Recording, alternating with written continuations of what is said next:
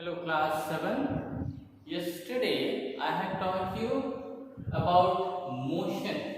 What motion is, what are the things that we should keep in mind while discussing motion. Today we will learn types of motion. Various types of motion are there which can be grouped under these four categories. Okay, let us see them one by one.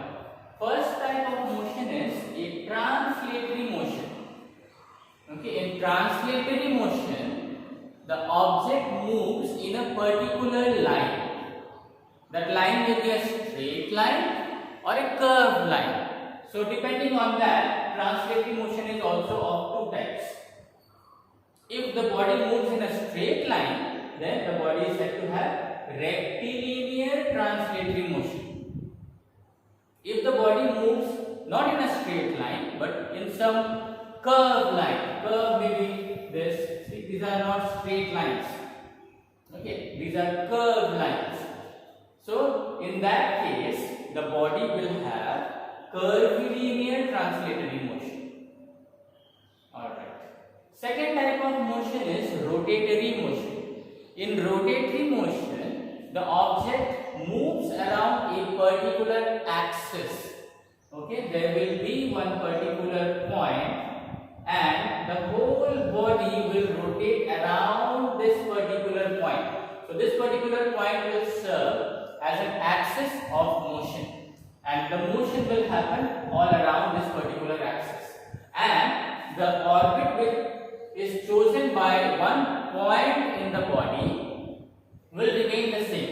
It will not change its orbit. For example, you can have fan. A fan rotates about that round motor. When the motor rotates, the blades of the fan rotate. Now the blades of the fan will not change its course. It will rotate always around the fixed axis, that is the round motor. Similarly, you have top. Okay, boys play with top. Okay, lattu in Hindi we say. So that is also an example of rotatory motion. Next is oscillatory motion. Oscillatory motion is a motion which happens to and fro about a mean position. And vibratory motion is also a type of oscillatory motion only, where only one part of the whole body undergoes to and fro motion. So now we will discuss in detail about these types of motion. Okay, first type of motion, let us discuss it. Translatory motion. And the definition of translatory motion is this: motion in which all parts of the body move through the same distance in the same interval of time. Now what is the meaning of this? Let me explain to you this. Suppose there is a car which is moving on a road. Now the road can be a straight road or a curved road, that doesn't matter in this case. Now imagine this part of the car, this point of the car. Suppose this point of the car from here to here, it moves in say 5 seconds, 100 meters. Okay, 5 seconds. From here to here it moves. The same point reaches from here to here. I hope you all can see this point that I have marked. Let me make the point a bit bigger. Okay, this point of the car reaches here, which is at a distance of 100 meters. How much time it took? 5 seconds. Now let us take this part of the car. Okay, where it is in between two windows, here it is. This part of the car will also take the same amount of time, 5 seconds, to reach from here to here. Okay, from here to here also it will take 5 seconds to cover this 100 meters. Okay, so again this part of the car. Okay. From here to here, it will also take 5 seconds to reach and cover 100 meters. Okay, I am taking that this car's distance from this, this Both are the same cars, okay? This car after 5 seconds reaches here. So all the points in the car would have traveled the same distance in this 5 seconds. That's the meaning of this particular definition of translatory motion. In translatory motion, all parts of the body, in this case car, moves through the same distance in the same interval of time. Okay? If this part of the car is considered, if it covers 100 meters distance, then this part of the car will also cover 100 meter distance. This part of the car will also travel 100 meter distance. In fact, all parts of this car will have traveled 100 meters in this 5 seconds. So in equal interval of time, same distance would have been traveled by all parts of the body. So this is translatory motion. Now the path. If the path in which the body travels is a straight line, in that case the translatory motion would be rectilinear translatory motion. Remember in the explanation I was telling, the parts of motion, translatory motion is of two types. If the path is a straight line, then the translatory motion will be rectilinear translatory motion. If the path is like this, not a straight line, it's a curved path, then this translatory motion will be curvilinear translatory motion. Okay? So first part of motion I have covered already. Okay, first type of motion is translatory motion. All parts of the body move through the same distance in equal intervals of time, same interval of time. Okay, in rotatory motion, this is the second type of motion. Second type of motion is rotatory motion.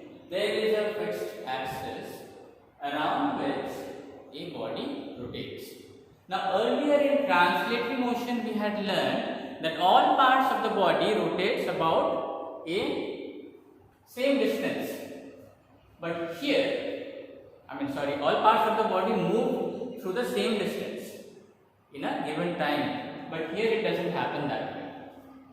If you consider a part in this body at this point near the axis and another body at this point little far away from the axis. Okay, 2 points. One is near the axis and in this body another point little far away from the axis, towards the boundary of the body. Now when the body rotates, then this will have rotated like this. Okay.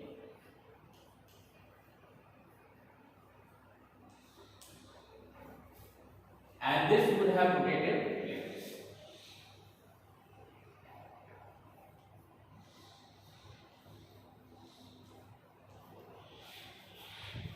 This point moves around a fixed axis. This is the axis, and this point moves around this fixed axis. Now, by the looks of it, don't you think this point covers a greater distance? See, the length of the circle here is not this diameter of the circle. The circumference of this circle more than this particular circle. Both are parts of the same body which are rotating around this particular fixed point. But see the amount of distance this particular point covers while moving around the fixed axis, and this particular point covers while moving around this fixed axis. This is a small circle, this is a bigger circle. So obviously all points on this same body while it moves around the same fixed point will not cover equal distances. Like in translatory motion, what happens? All parts of the body moves through the same distance in the same interval of time. Here it doesn't happen that way. Here, if it moves one particular rotation, then the amount of distance that this particular point which is near the axis will have covered will be lesser compared to this particular point which is far away from the axis will have covered by moving one particular rotation. So here in rotatory motion, there is a fixed axis around which the motion takes place, and points, different points on the same body while it moves around this fixed axis does not cover equal distances. Like in translatory motion it happens, it doesn't happen here. Okay, so this is rotatory motion.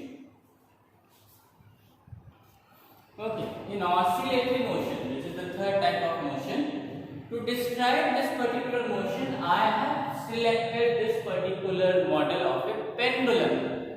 I hope you all understand what's a pendulum. If not, I am going to tell you now. Pendulum consists of a string, suta in Hindi we say.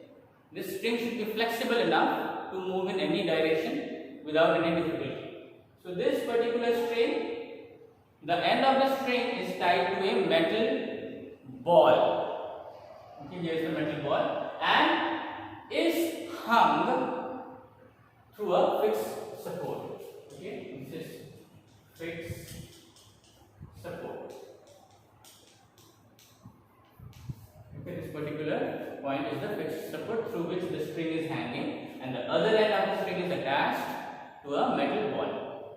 So when you leave it undisturbed, it will point vertically downwards and remain in this position. Alright, now if you take this ball to one side and leave it, then it starts moving. It will come from here to here, then from here again it will move the other end, again come back to the mean position. By the way, this is called its mean position.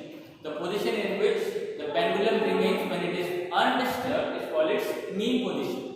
So this particular pendulum will start moving to and fro. This is called to and fro motion. Okay, mean position, the pendulum moves to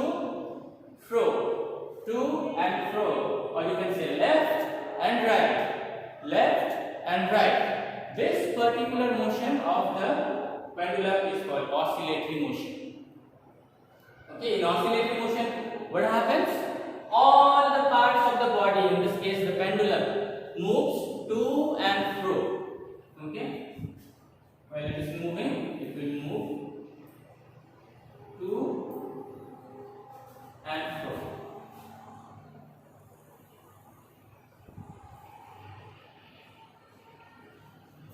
So this to and fro motion of a body is called oscillatory motion. You can have so many other examples. A rubber band. Okay, you take a rubber band, stretch it between two fixed points, or you yourself hold the rubber band with your two hands, extend it, and ask somebody to pluck it like this. So what happens? The rubber band also starts moving up and down. This is its mean position where it is remaining stretched.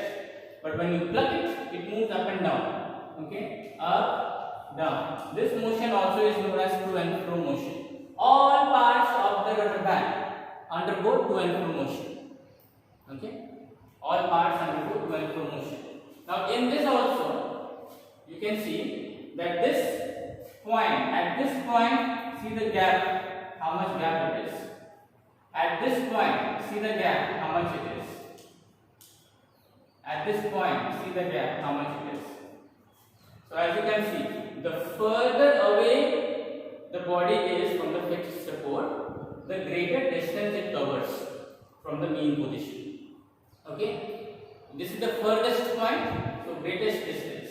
This is somewhere in the middle, so not so great as this. This is somewhere near the fixed point, and the distance from the mean position is lesser. So here also see, these are the fixed points. This is the point where the distance from the mean position is maximum, because this is the point which is the maximum distance from both the fixed points. Whereas at this point and at this point here, you see the distance from the mean position is lesser. Same thing here also. Here also. So the further away from the fixed point it is, the greater amount of distance it will vibrate or oscillate. Let me put it this way. The further away from the fixed points, the greater distance it undergoes to and fro motion. Alright, so this is oscillatory motion. Now, vibratory motion is also a part of oscillatory motion only. Okay, only difference is that in oscillatory motion, all parts of the body undergo to and fro motion. Whereas in vibratory motion, let me write here only.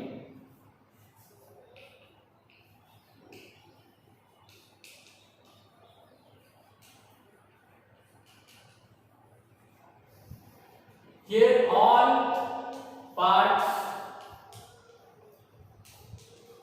of the body oscillate. Oscillate means go to and fro motion. In vibratory motion, only one part of the body will oscillate.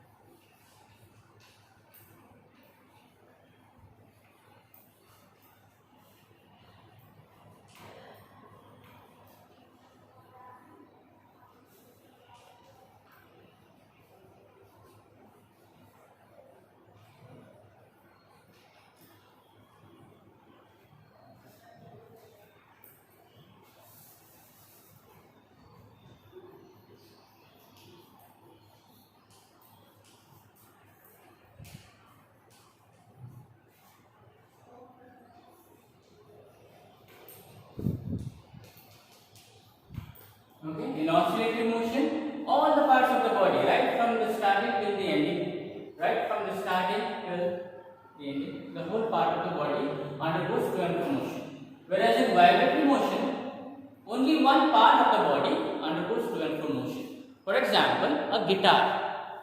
Which part of the guitar undergoes to and fro motion? You know, guitar has strings.